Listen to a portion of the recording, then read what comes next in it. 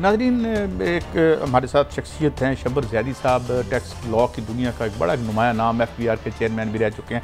Thank you very much and welcome to the show Shabbar Zaidi साहब। Thank you very much जी। बिल्कुल हजूर, मैं पहला सवाल खोलता हूँ, फिर मेरे दोस्त पूछेंगे।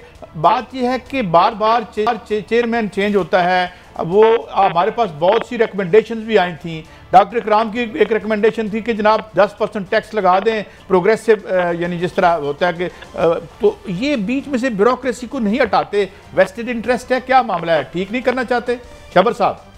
देखिए, मैं बिल्कुल साफ बात करता हूँ कि मैं भी उसी प्रोसेस से गुजरा हूँ जिससे शायद वक़ार मसूद साहब भी गुजरे होंगे और लोग भी गुजरे हैं। जो हमारा 23,000 का ब्यूरोक्रेसी का सिस्टम है, वो अपने रवैयों को, अपनी आदत को, अपने सिस्टम को, और हमारा जो कारोबारी तबका है वो अपने सिस्टम को 1 इंच भी तब्दील करने को तैयार नहीं है। तो जो उसका लीडर होता है या जो उसका हेड होता है, अल्टीमेटली वो फ्रस्ट्रेट होके और परेशान होके और इख्तिलाफात हो जाते हैं आपस में, वो छोड़ देता है। और ये पाकिस्तान का टेस्टिंग टाइम है कि अगर हम इसको नहीं कर सके तो फिर हम पाकिस्तान को सही नहीं कर सकेंगे। ये मैं आपको बिल्कुल साफ कह रहा हूँ।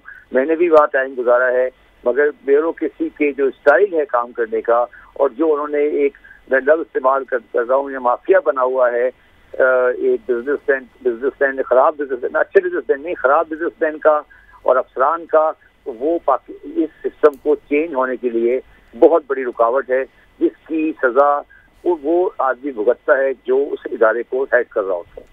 अच्छा शबर साहब, गुजारिश है, आप टैक्स की दुनिया का एक बहुत बड़ा नाम है, आपको चेयरमैन FBR बनाया गया तो लोगों की तवक्कुआत थी कि अब बेहतरी आएगी। क्या वजह है, आपका हुकूमत ने साथ नहीं दिया, आप कामयाब क्यों नहीं हो पाए? क्या इस मुल्क में बेहतरी आ सकती है? देखिए, मेरा बड़ी आरिफ साहब, बड़ी सवाल मेरा है, हुकूमत से मुराद इमरान खान और बाजवा साहब हैं या वो अफसरान 18, 19, 20, 21, 22 ग्रेड के अफसरान हैं? अगर हुकूमत 18, 19, 20 ग्रेड, 22 ग्रेड के अफसरान हैं तो फिर तो आप तब्दीली नहीं ला सकते। अगर हुकूमत इमरान खान है और शौकत तरीन साहब हैं और वो अपनी विल को पूरी तरह इम्पोज करना चाहते हैं और एक हमें बहुत जोर का, जिसे कहते हैं ना, एक झटका लेना पड़ेगा, हम उस झटके के लिए तैयार नहीं है। देखिए, आप इसको पता नहीं अहम समझते हैं, इससे तकरीबन 3 साल के बाद इशरत साहब अपना ओहदा छोड़ के चले गए, ठीक है ना जी।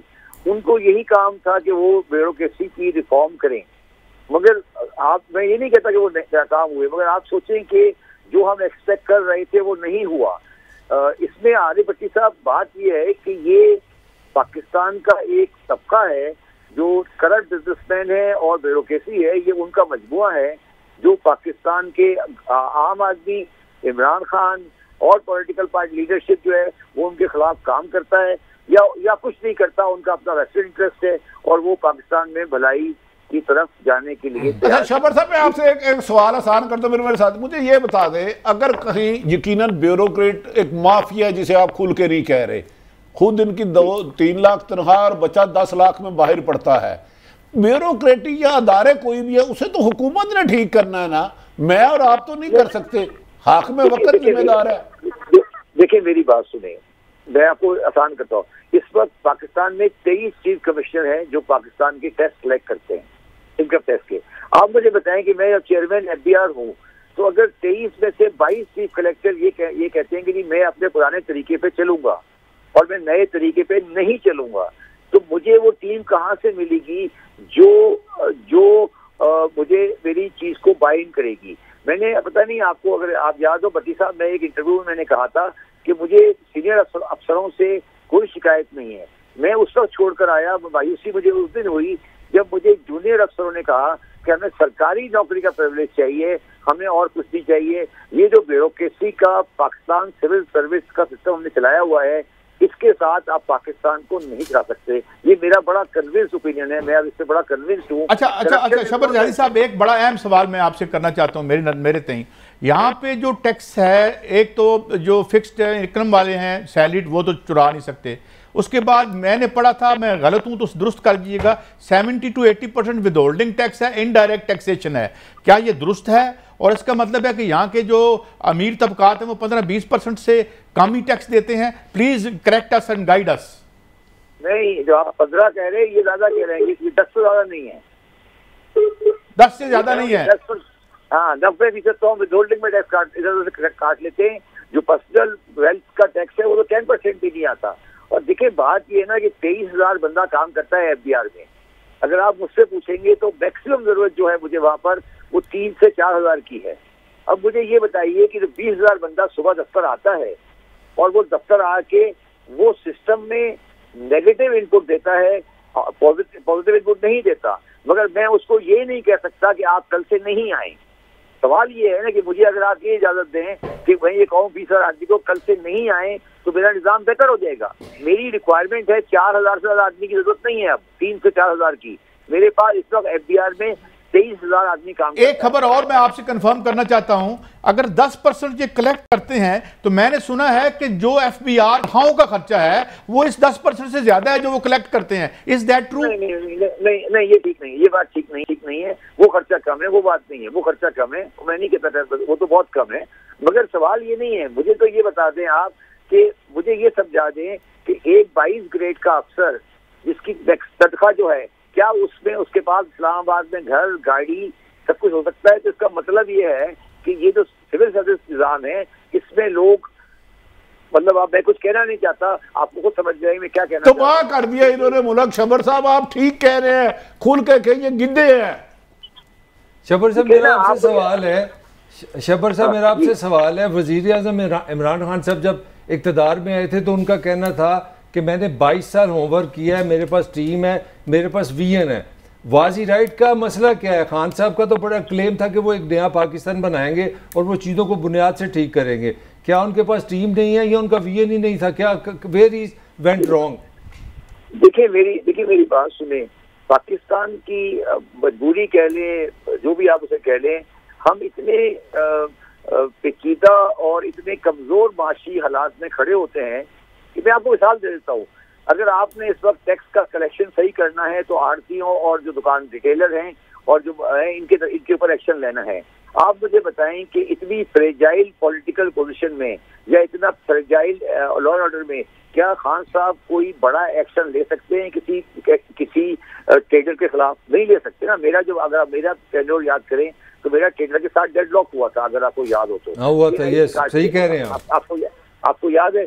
तो अब या तो आपको डेडलॉक लेना पड़ेगा। अच्छा, आप कह रहे हैं कि फ्रेजाइल हुकूमत है। एक बड़ा अहम सवाल, कुछ दिन पहले वेबसाइट हैक हो गई है FBR की, सुना है वापस आ गई है। आज मुझे पता चला है कि डाटा बहुत सा चोरी हो गया है। अभी वो कोई अफर्म नहीं कर रहे, लेकिन लोगों को फोन आ रहे हैं कि आपके पास इतना पैसा है और ये है। इस हवाले से आपके पास कोई टेक है या कोई खबर है जनाब शबर साहब?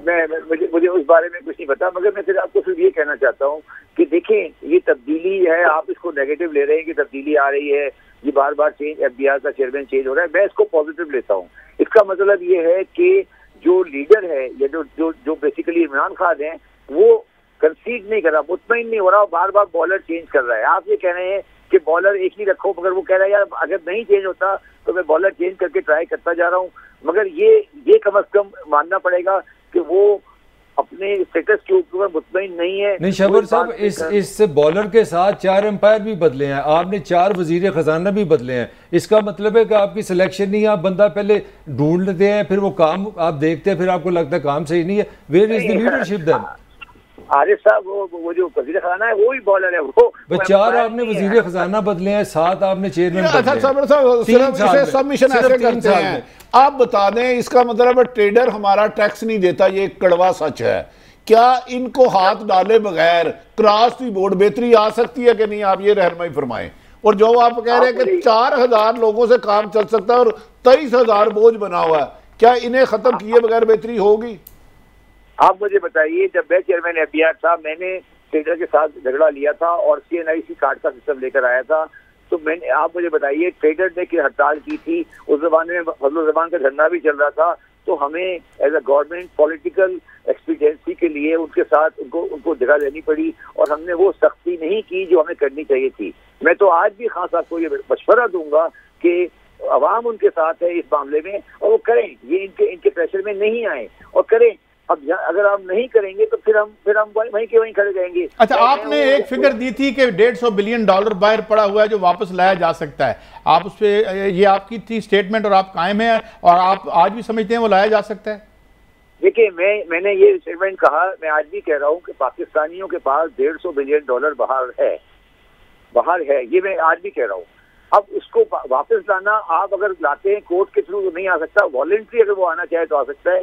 आप किसी, वो करप्शन का पैसा नहीं है, वो आपके निजाम के तहत गया है, पाकिस्तानी आवाम के निजाम के तहत गया है। मगर पाकिस्तानियों का 150 से $200 बिलियन बाहर पड़ा है, इसमें मुझे कोई डाउट नहीं है। मैं इसको आपको साबित कर सकता हूँ कि वो किस तरह गया है, कैसे गया है, कैसे। अच्छा शबर साहब, हमारी रहनुमाई कर दे, इस निज़ाम के तहत जो मौजूदा चल रहा है, बार बार चेयरमैन हो रहा है, फिनांस मिनिस्टर हो रहा है, क्या बेहतरी के आसार है या निज़ाम बदलना होगा? ये रहनुमाई फरमाए। निज़ाम बदलना, ये निज़ाम नहीं चल सकता। इस्लामाबाद को अपना तरीका तब्दील करना पड़ेगा। ये फाइलों के रिबन के अंदर और ये वोटिंग के अंदर और ये सिस्टम जो है, इसके तहत पाकिस्तान में आइंदा आने वाले टाइम तो इस निजाम में आप कह रहे हैं कि कुछ नहीं हो सकता शबर साहब, इज दैट राइट? हाँ, इस निजाम में आपको बहुत मेहनत करनी पड़ेगी। बहुत शुक्रिया, बहुत शुक्रिया। वक्त आपने जितना पूछ सकते थे पूछा, अगर सवाल ये है कि इस निज़ाम को कौन बदलेगा, और बात वही आती है कि वीक फ्रेजाइल पॉलिटिकल निज़ाम जिसमें आप प्राइम मिनिस्टर को थ्रेट करते हैं और उसके बाद कहते हैं देखो जी प्राइम मिनिस्टर तो कुछ कीता ही नहीं, और उनको कम से कम इस्तीफे दे देना चाहिए अगर ये हालात हैं।